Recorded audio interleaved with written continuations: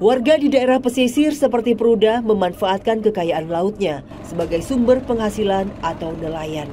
Bukan melaut dengan perahu besar, melainkan hanya perahu sederhana yang kapasitasnya kecil. Yosep yang sudah puluhan tahun melaut selalu bersyukur atas hasil yang ia dapatkan, walau kerap kali diterpa ombak kencang. Pria Parubaya itu hanya bermodalkan sampan kayu tak beratap dan alat pancing sederhana. Lokasi kami memancing hari ini ke laut perbatasan Kabupaten Sika dengan Kabupaten Flores Timur. Lokasi ini dirasa menjadi titik melimpah ikan karena memiliki kedalaman ratusan meter. Jenis tangkapan bisa beragam ketika cuaca baik, namun sayang, kali ini kami hanya mendapatkan ikan yang berukuran kecil usai 2 jam menanti ikan memakan umpan di kail. Kita baru dapat 1 ikan setelah sekian lama terombang-ambing di tengah laut nih, ikannya juga ikan kecil, namanya ikan nira. Ikan nira. Para nelayan di Desa Pruda terbiasa dengan kondisi ombak dan cuaca laut selatan yang ekstrim. Mereka tak memiliki pilihan lain selain tetap pergi melaut meski hasil yang didapat tidak menentu. Itu biasanya nanti Bapak ikannya di apa? Dijual? Dijual. Itu bukan borong tunggu di pantai. Oke, ada harganya berapa sekarang Pak ikannya? Dihitung per kilo atau gimana? Oh, hitung pakai ekor. Oh, per ekornya. Per 1 ekor. ekor berapa biasanya? Kalau 10 ekor itu 20.000. 20.000. Bapak pernah nggak mendapat bantuan dari pemerintah nelayan di sini? Pernah Pak? Tidak pernah. Tidak pernah. Sama sekali. Hari ini Yosep dan nelayan lain hanya mendapatkan Rp50.000 usai menghabiskan setengah hari di tengah derasnya arus laut. Pembeli biasanya datang dari luar Pruda demi mendapatkan ikan dengan harga murah dari para nelayan. Sungguh ironi.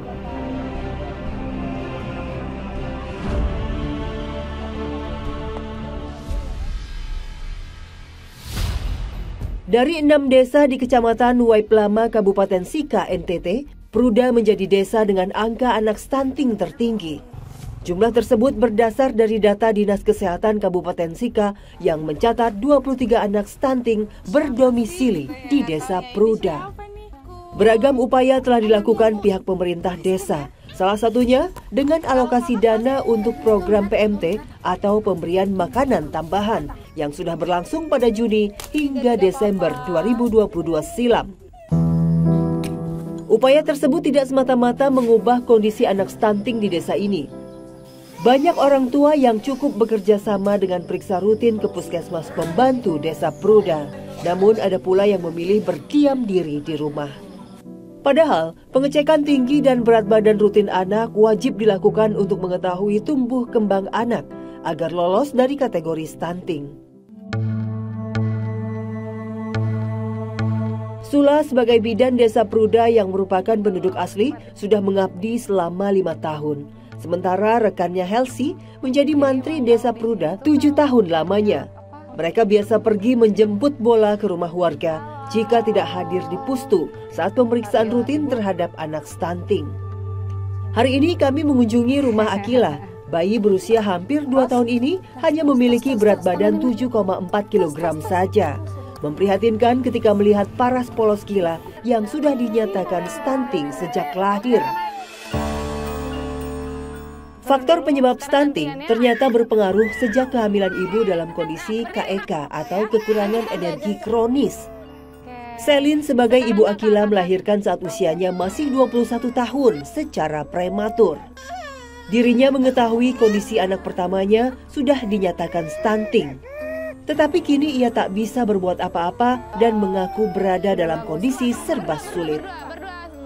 Nah, kalau untuk sehari-hari Bu, untuk bayi seperti ini ya maksudnya masih di bawah 2 tahun juga, itu ada kesulitan nggak sih untuk misalkan memenuhi kebutuhannya seperti susu atau apa gitu? Ya, kalau untuk pemenuhan kebutuhan susah di susu, makanan begitu. Kenapa itu Bu? Susah makannya. Susah makannya. Iya. Harga susu mungkin di sini Mahal. Mungkin jauh dari kota jadi mahal. Harapannya semoga dengan pemerintah bisa memperhatikan lagi anak saya ini, karena dengan beratnya seperti ini mungkin dari pemerintah bisa adakan bantuan atau apa begitu. Ya. Sudah selesai. Yeay. Masalah kurang gizi seperti Akila kerap ditemui di daerah lain di NTT. Desa Pruda menjadi penggalan kisah dari jumlah keseluruhan penderita stunting di NTT. Dinas Kesehatan Provinsi mencatat hingga Agustus 2022, lebih dari 77.000 orang masuk dalam kategori stunting. 19.000 diantaranya berusia di bawah 2 tahun. Penanganan harus dilakukan bersama-sama agar dapat menuntaskan permasalahan stunting ini. Ibu memang sudah rutin melakukan pemeriksaan ke rumah-rumah kayak gini atau gimana? Iya, sering. Kalau ada anak stunting yang kayak kita pesan untuk datang kunjung tapi mereka tidak datang kunjung, ya kita harus kunjungi rumah mereka dan lakukan pengukuran tinggi badan dengan berat badan, pengukuran lila. Oke, memangnya apa ya kategori stunting itu bagaimana, Bu? Itu dilihat dari pertumbuhan dan perkembangan anak di setiap bulan. Nanti itu kita mengukurnya itu tinggi badan harus sesuai dengan umurnya, apakah sesuai atau tidak. Faktor dari stunting ini, penyebab masalah yang pertama itu berawal dari masa remaja.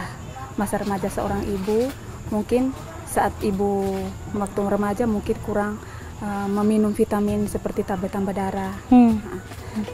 Seterusnya sampai di usia kehamilan, sampai mereka hamil, pasti ibunya itu kita mengukur yang lilanya itu tidak sesuai dengan standar. Kalau ibu tadi bilang ibu ini melahirkan itu di usia prematur ya? Iya. Dan sangat muda. Sangat muda. Itu pengaruh kah? Pengaruh. Itu juga pengaruh untuk persalinan nanti terjadi kelahiran anak itu bisa prematur, itu bisa juga proses pertumbuhan dan perkembangan itu terhambat.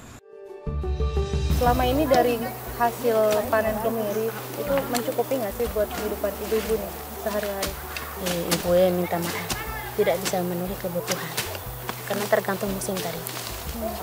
Satu tergantung musim, yang kedua kita kan disewa, jadi sesuai